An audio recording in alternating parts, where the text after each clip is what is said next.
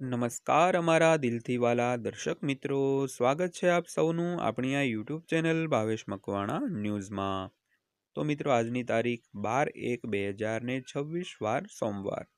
તો આજના આ બીજા વિડીયોની અંદર આપણે વાત કરવાના છીએ પેન્શનરોનું લઘુત્તમ પેન્શન આજરોજ તારીખ 12/1/2026ના રોજથી ₹7,500 કરવામાં આવ્યું છે। તો જલ્દીથી ચેક કરો આ અપડેટ।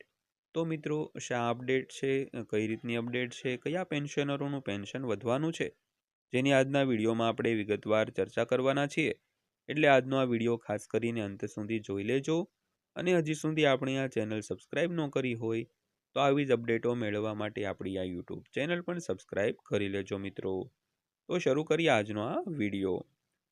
તો લઘુત્તમ EPS 19/5 પેન્શનમાં વધારો કરવા માટે ફરી એકવાર માંગણી કરવામાં આવી રહી છે, જેના જવાબમાં સરકારે નાણાકીય અને એક્ચ્યુરિયલ મર્યાદાઓનો પુનરુચ્ચાર કર્યો છે, પરંતુ કોઈ સમયરેખા કે નીતિગત નિર્ણય છે તે જાહેર કરવામાં આવ્યો નથી મિત્રો। વિગતવાર વાત કરીએ તો કર્મચારી પેન્શન યોજના એટલે કે એમ્પ્લોઈઝ પેન્શન સ્કીમ EPS 19/5 હેઠળ લઘુત્તમ પેન્શન ₹1,000થી વધારીને ₹7,500 કરવાની તેમજ મોંઘવારી ભથ્થું અને તબીબી સુવિધાઓ પૂરી પાડવાની માંગ હજુ પણ વણુકાયેલી છે। તો 15 ડિસેમ્બરના રોજ લોકસભામાં સુપ્રીમ કોર્ટના નિર્દેશ મુજબ લઘુત્તમ પેન્શન વધારવા અને પેન્શન ફિક્સેશન લાગુ કરવામાં વિલંબ અંગે પ્રશ્નો છે તે ઉઠાવવામાં આવ્યા હતા। સૌથી પહેલા જોઈએ તો EPS ફંડ કેવી રીતે કામ કરે છે। તો શ્રમ મંત્રાલયે સમજાવ્યું છે કે EPS 19/5 મુખ્યત્વે નોકરીદાતા અને સરકારી યોગદાન દ્વારા ભંડોળ પૂરું પાડવામાં આવે છે। તો નોકરીદાતાઓ વેતનના 8.33% ફાળો આપે છે, જ્યારે કેન્દ્ર વેતનના 1.16% ઉમેરે છે, જેની મર્યાદા દર મહિને ₹15,000ની છે। તો બધી પેન્શન ચૂકવણી આ એકત્રિત ભંડોળમાંથી કરવામાં આવે છે મિત્રો। ત્યારબાદ વાત કરીએ તો વાસ્તવિક ખાધ એક મોટી ચિંતા છે।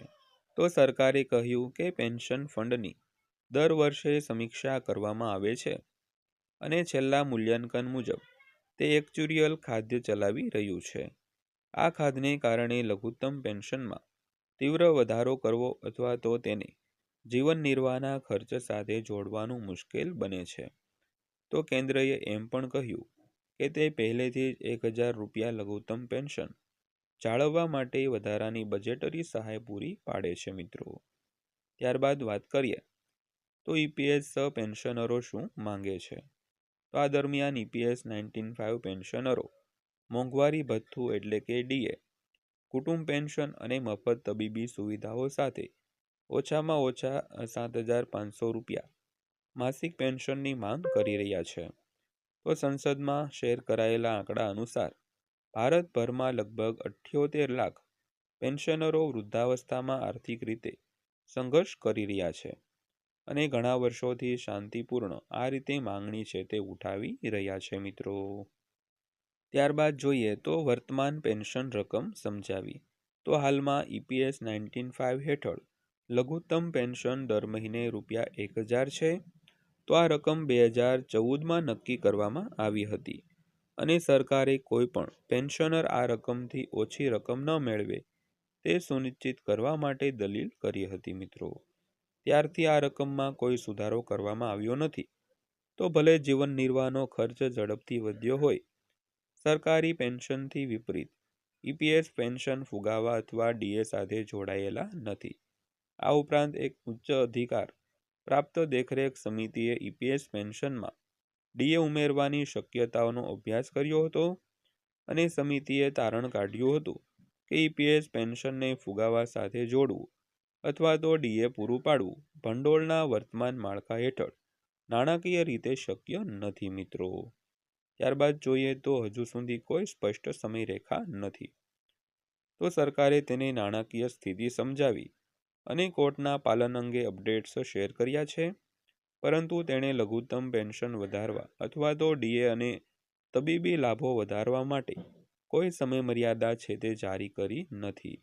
તો EPS 19/5 પેન્શનરો માટે નવીનતમ જવાબ સરકારના વલણ પર સ્પષ્ટતા આપે છે, પરંતુ તાત્કાલિક રાહત આપતું નથી, જેને કારણે ઉચ્ચ પેન્શનની રાહ જોવાનું હજુ ઘણું દૂર છે મિત્રો. તો મિત્રો આ હતી આજની માહિતી, જે પેન્શનરો માટે ખૂબ જ અગત્યની હતી. વિડીયો પસંદ આવ્યો હોય, માહિતી સારી લાગી હોય તો વિડીયોને એક લાઇક કરજો અને આવી જ માહિતીઓ માટે આપણી આ ચેનલ સબસ્ક્રાઈબ કરી લેજો. તો ફરીવાર પાછા મળીશું એક નવા વિડીયો સાથે, નવી માહિતી સાથે. ત્યાં સુધી સૌને જય હિન્દ, વંદે માતરમ.